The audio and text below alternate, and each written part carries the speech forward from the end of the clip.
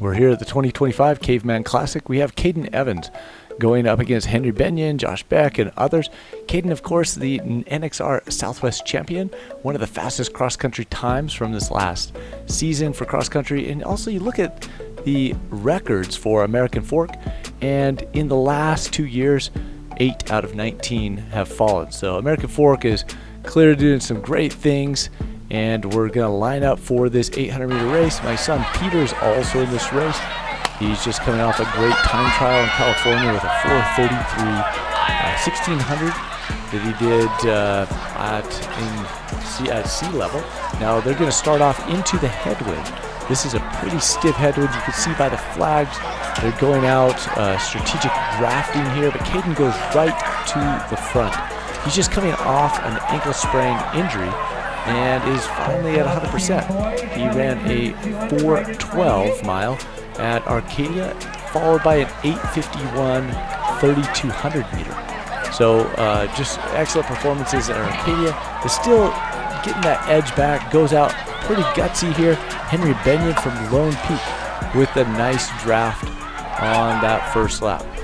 Well, Kaden is going to go through the first lap here, leading this pack of young men. There goes Peter catching the tail of that first pack in 57, and Peter in 59. And Peter, you can see him surging along the outside in lane 2 there, just doing a great job staying in the race. And Kaden coming into that backstretch with the tough headwind there. Very, very tough headwind coming into that last 250 meters left. You see Kaden just bending over, trying to fight into the wind. And Henry with a great draft on him right there. You'll see them come around. We've got Kaden, his best is a 1:53. So he has the range all the way from the 2 mile down to the 800. And there they go for the sprint finish. They finally have a tailwind. And let's just see how much they have at the finish line. And Henry is pulling ahead. Henry from Lone Peak. He's a senior with a 1:57.62. Kaden with a 1:57.83. And we have Peter finishing up there with a 2:05. His prior best was a 2:03. Very good for a windy day. Everybody was about 4 seconds slow just with the wind today.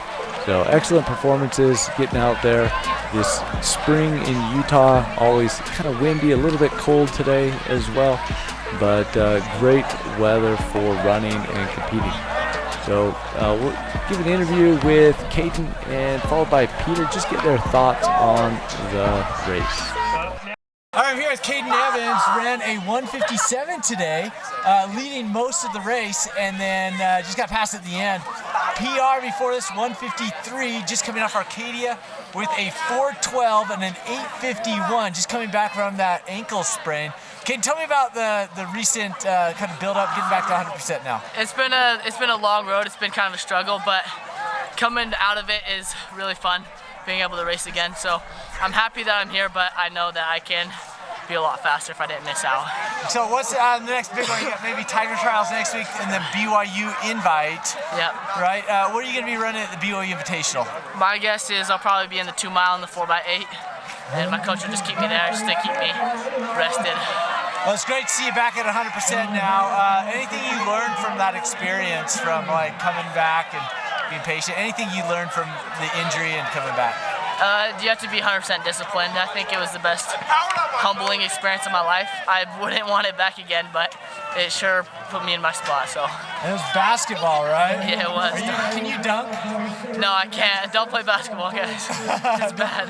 Don't play basketball. Okay, well, great words of advice. Well, congratulations on the recent build-up and just being back to 100% again. Thank you so much. I'm here with Peter Hedengren.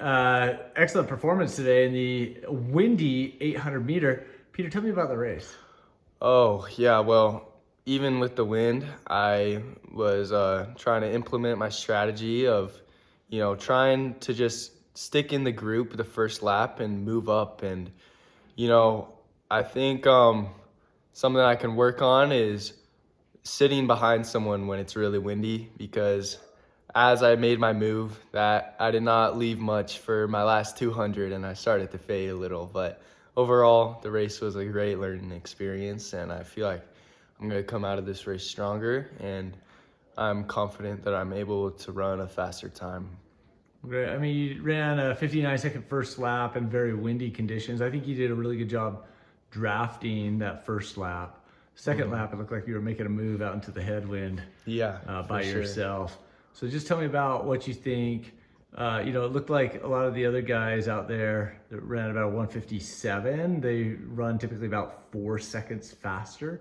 So if you were about a 201 right now, what does that mean to you in terms of like your overall progression? I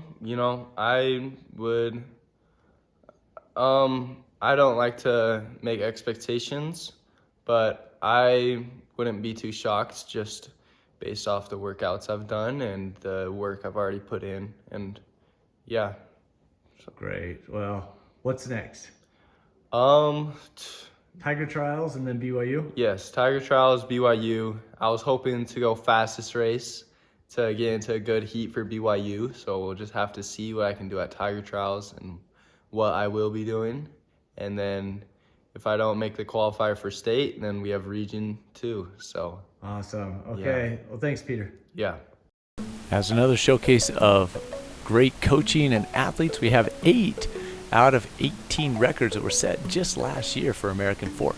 We're going to go to the 800 meter for the girls here, and we're going to see some greatness by the Orem girls in this race. It's, again, very windy, but they're going to go and really take this race and really drive it, even on these windy conditions.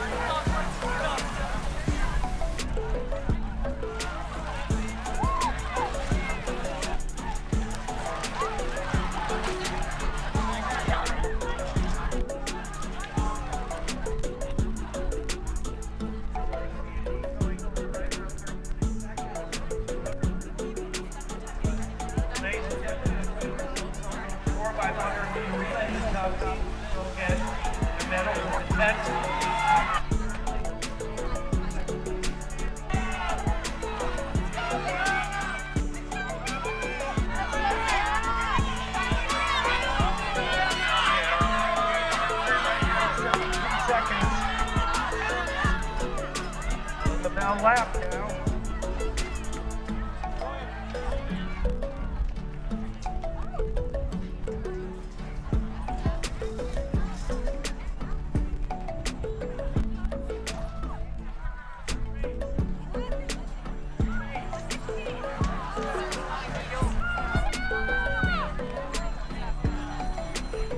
Ladies and gentlemen, we also have final results on the boys score by 100 meter relay. Third place in the lead out of 44-29, score second in 43-60. And Lone Peak are winners in 43.34. The winning team go get their medal at the 50-yard line.